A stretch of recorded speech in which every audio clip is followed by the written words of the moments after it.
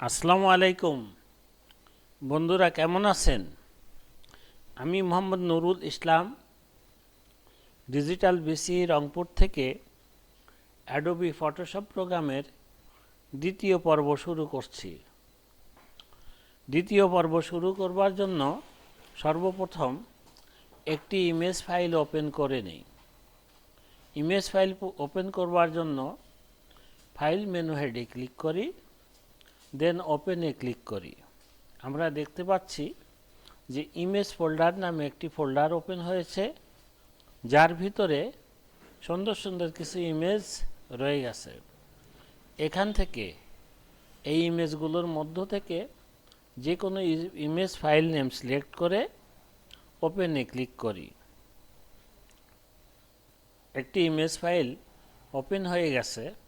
ফাইলটি পুরো পর্দায় করার জন্য ম্যাক্সিমাইজ বাটনে ক্লিক করি এবং ছবিটিকে কন্ট্রোল এবং প্লাস কি চেপে বড় করে নেই।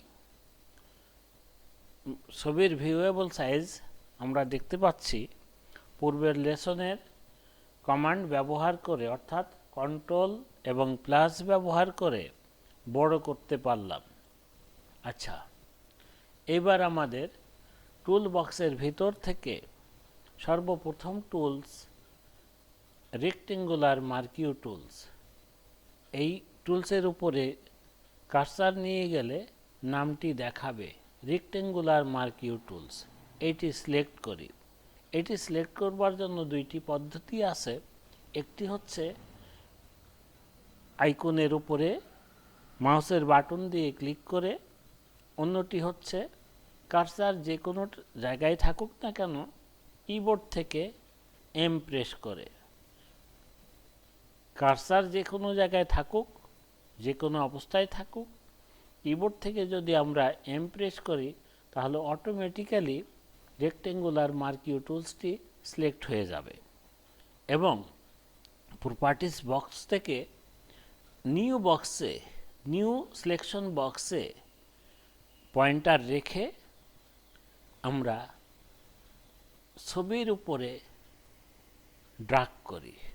ছবির উপরে ড্রাগ করা মাত্র আয়ত আকার অথবা বর্গ আকারে ছবির একটি নির্দিষ্ট অংশ সিলেক্ট হয়ে যাবে। আমরা মাউস পয়েন্টার যে কোনো জায়গায় রেখে আস্তে ডান দিকে টান দিলে অংশটি চারপাশে একটি দাগ হয়ে গেছে দেখতে পারবো। এই দাগ হয়ে যাওয়ার অর্থই হচ্ছে এই অংশটি সিলেক্ট হয়ে গেছে। এখন এই সিলেক্টটা আমরা কেন করলাম? এই সিলেক্টেড অংশটি এক জায়গা থেকে আরেক জায়গায় নিয়ে যাওয়া, এর রেজুলেশন বাড়ানো কমানো ইত্যাদি করার জন্য আমরা একটি ইমেজের একটি অংশ সিলেক্ট করে নেব। যেমন এই সিলেক্টেড অংশটি যদি আমরা এখান থেকে অন্য জায়গায় মুভ করতে চাই তাহলে আমাদেরকে অবশ্যই মুভ টুল বক্স থেকে মুভ টুলস সিলেক্ট করতে হবে। মুভ টুলস হচ্ছে এটির উপরে পয়েন্টার নেওয়া মাত্র দেখাচ্ছে মুভ টুলস। এটিতে ক্লিক করি, মুভ টুলসটি সিলেক্ট হয়ে গেল। অথবা পয়েন্টারটি যদি আমাদের অন্য জায়গায় থাকে তাহলে কিবোর্ড কমান্ড শুধুমাত্র ভি প্রেস করি। ভি প্রেস করলেই মুভ টুল সিলেক্ট হয়ে যাবে। মুভ টুল সিলেক্ট অবস্থায় সিলেক্টেড অংশের উপর পয়েন্টার রেখে মাউসের বাটনে চাপ দিয়ে ধরে যদি আমরা আস্তে এদিক ওইদিক ঘোরাতে থাকি তাহলে দেখা যাবে যে সিলেক্টেড অংশটি মুভ হচ্ছে, অর্থাৎ আমরা মুভ টুলসের মাধ্যমে সুন্দরভাবে অংশটিকে মুভ করতে পারছি। এটি ছেড়ে দিলাম। ছেড়ে দেওয়ার পর এই সিলেক্টেড অংশটির যদি আরেকটি অংশ আমরা নিতে চাই, অর্থাৎ ডুপ্লিকেট অংশ নিতে চাই, তাই অল্টার কি চেপে ধরে মাউস পয়েন্টার দিয়ে আস্তে ছবিটাকে উপরের দিকে ড্রাগ করি। দেখুন সিলেক্টেড অংশটির আরেকটি কপি হয়ে গেছে, অর্থাৎ সিলেক্টেড অংশটি ডুপ্লিকেট হয়ে গেছে। এইভাবে আমরা অল্টার চেপে ধরে যে কোনো সিলেক্টেড অংশের আরেকটি কপি করতে পারি।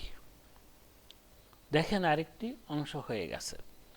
এখন এই অবস্থা থেকে পূর্বের অবস্থায় ফিরে যাওয়ার জন্য কন্ট্রোল অল্টার জেড প্রেস করি। কন্ট্রোল অল্টার জেড প্রেস করলে আমাদের কাজগুলি যেখানে ছিলাম সেখান থেকে পূর্বের অবস্থায় ফিরে যাবে, অর্থাৎ আন্ডু হবে। আন্ডু হয়ে পূর্বের অবস্থানে আমরা যেতে পেরেছি। এইবার যেই অংশটা সিলেক্ট করা আছে,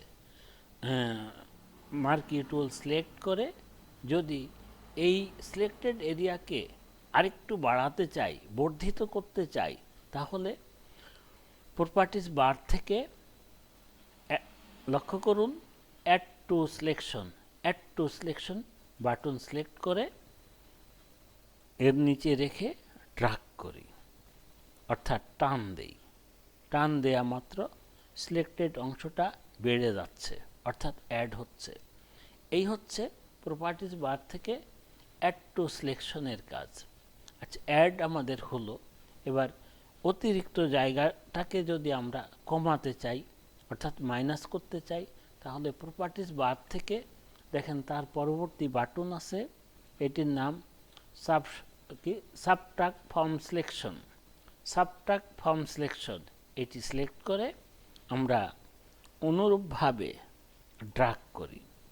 যতদূর সিলেকশনে আনব ততদূর এরিয়া পূর্বের সিলেকশন থেকে মাইনাস হয়ে যাবে, অর্থাৎ বিয়োগ হয়ে যাবে বা বাদ হয়ে যাবে। এই হচ্ছে সাবট্রাক্ট ফর্ম সিলেকশনের কাজ। আমরা এখানে selection area, new selection, add to selection, subtract from selection এই অপশনগুলো সুন্দরভাবে বুঝতে পারলাম এবং কাজ করতে পারলাম। সেই সাথে সিলেক্টেড অংশকে এক জায়গা থেকে আরেক জায়গায় মুভ টুল সিলেক্ট করে মুভ করতে পারলাম। তো বন্ধুরা, আপনারা একটু চেষ্টা করবেন আমার ভিডিও দেখার সাথে সাথে ফটোশপ প্রোগ্রামটি ওপেন করে ঠিক সেম প্র্যাকটিস করার জন্য। আপনি যদি আমার সাথে সাথে একটু একটু করে প্র্যাকটিসটা চালিয়ে যান, ইনশাল্লাহ আপনি ততদূর সুন্দরভাবে শিখতে পারবেন। আমি পরবর্তী টুলসের বর্ণনা তৃতীয় লেসনে করার চেষ্টা করব। সকলকে ধন্যবাদ আমার এই ভিডিও টিউটোরিয়ালটি দেখার জন্য। থ্যাঙ্কস।